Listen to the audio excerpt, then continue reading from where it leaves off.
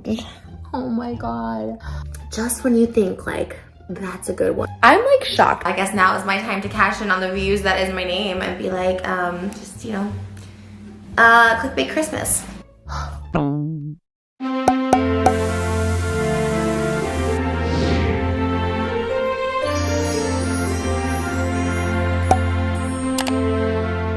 Hey guys, it's Billy and welcome back to Sesh. We need to talk about the fact that Trisha has been clickbaiting everyone trying to get that coin and pay for that wedding that is coming up. And in order to do that, Trisha's been joking about Moses cheating and addressing people saying that he's been on dating apps like Tinder. This is insane. We have got to get into it. Now, before we get into anything, I want to let you guys know that today's video is sponsored by Scentbird. If you guys don't know, Scentbird is a fragrance subscription service that gives you the opportunity to shop from over 600 brands. You can get a decent amount of high-end fragrances for just $16. It's a 30-day supply, and a Scentbird vial is 8 times bigger than a regular sample. This month I tried out Prada Candy, which is one of my favorite sweet smells. It stays on you all day long. It is amazing. Rebecca Minkoff, L'Oreal by Vince Camuto, and Deck of Scarlet's Power Suit. It is a flexible subscription, so you can skip any month without penalties. If you're looking for a gift that just keeps on giving year-round, consider giving your friends and family a Scentbird subscription. You can even get it for yourself because who doesn't want to smell amazing? And also have the opportunity to try out really amazing brands when you give them a subscription. Scentbird lets your recipient choose a new designer fragrance to try every single month. This is the perfect way to let your friends and family pick out what they really want. They have perfumes and colognes and a lot of unisex options as well. With each fragrance, they'll get a 30-day supply so they can try out fragrances before committing to a full-size bottle. Simply choose between a 3, 6, or 12-month gift subscription, and Scentbird will send an email to your gift recipient. They also have gift sets if that is more your speed, so treat them, and why not treat yourself too with a Scentbird subscription. Make sure you guys use SPILLSESH30 to get 30% off your first month at Scentbird. It is just $11 for your first month, and now Scentbird is available in Canada, which is so exciting. You guys will not regret this. So once again, SPILLSESH30, 30% off your first month at Scentbird. Thank you to them for sponsoring today's video, and let's get into the tea. First off, Trisha has been posting a ton. Trisha's on a posting spree. I mean, the videos keep coming, one right after another. Multiple videos a day on multiple channels. Trisha is really doing it all right now, like doing the most, working really hard on all this content, and some of the videos have included her spending a lot of money and then posting that she's broke.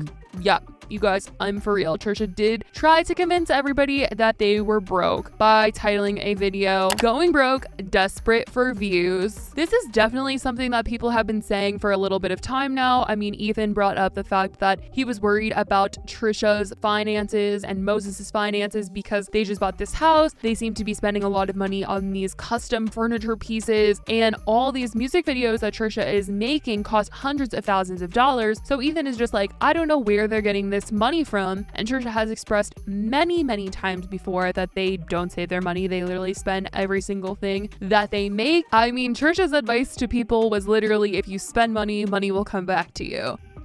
But yeah, all the money I spend is money I have, and that is the secret to having all the money I have to spend. I spend and it comes back because money is part of the flow.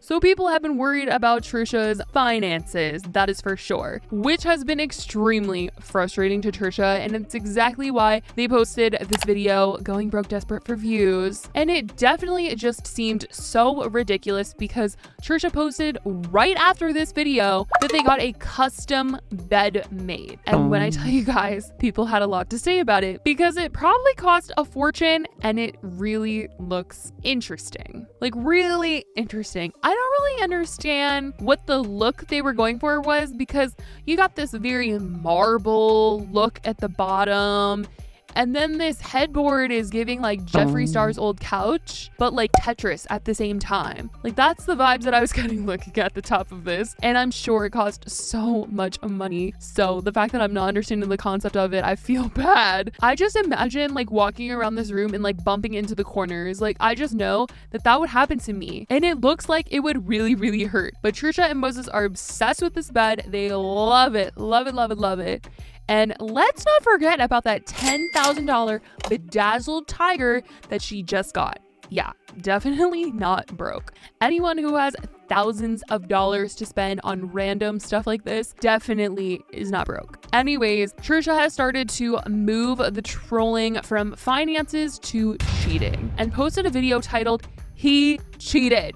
Trisha knew exactly what she was doing when she titled it this. And Trisha did try to act upset and started the video off cursing. And there were some people that said that they got scared by this, but there's no way that Trisha would post about it. I don't know. I feel like if this truly did happen, like this would be like the most devastating thing to happen to Trisha because, you know, even though Trisha was so in love with Jason and that was a roller coaster ride of a relationship, Trisha is engaged to Moses. Trisha has a home with Moses. They live together. They own this house together. And Trisha wants to get married so bad and has expressed how much they want this wedding. They want this marriage. They want kids and all that stuff. And if this were true, I just feel like Trisha would not be posting about it because they would just be mourning the loss of this relationship like crazy. But a majority of the people did know that Trisha was just trolling and commented, "Honestly, if she's not crying on the kitchen floor, she's trolling for sure. Remember when Jason and her broke up? She was hysterical. This is fake as..." If it was real, she would be freaking out like she did when she posted all those Twitter videos. I knew right away she was trolling because she was so calm, lol. Trisha expressed further frustration with people talking about them, their relationship, and so much more in another live stream titled, "I Can't Do This Anymore." Trisha expressed that they don't understand how people can hate watch. The internet can be such sometimes too. It's like, Jesus, people, get a life. Like, if you're not here to support someone and like cheer people on in their journey, like that are so vulnerable and open enough to share their lives with you, and people just want to on them, like, it's like, what? Even though Trisha has expressed a number of times that they hate watch channels, especially Gabby Hanna's channel, but Trisha was just super upset that people are talking about them, talking about Moses, talking about their lives together and things that are going on, their family. People who are like, "Oh, was on Tinder and cheating." It's like, off, like, just off when it's like such a lie. Like, that's such a serious thing, and you guys are lying, and it's just so gross. I'm so over it. This freaking Moses as a Tinder thing, like, literally you need to get a life too, because one, if there is a Tinder profile, like, it's literally, it's like, so, it's fake. Two, because it's like, we deleted it off the phone, we deleted it, logged off the thing, like, it's not even on there. Like, I have access to his phone all the time. Like, it's just so annoying. It's just like an annoying thing.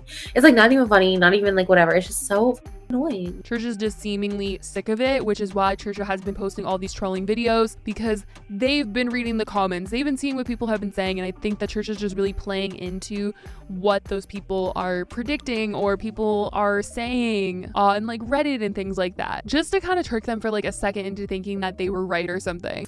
There's moments where I'm just like, okay, I'll like poke fun back or whatever, and then there's just sometimes I'm like, people are just awful online. Like, they're just awful. But the videos just keep coming, and people have really been dissecting these live streams, especially since they're always over an hour long. I mean, seriously, when there's that much time and everything is live, people are going to go in and they're going to dissect it. And a lot of people have been saying in the comments that they feel like there is this tension between Trisha and Moses, and that he can't ever get a sentence out or be right about something without Trisha getting defensive or getting mad or completely shutting him down.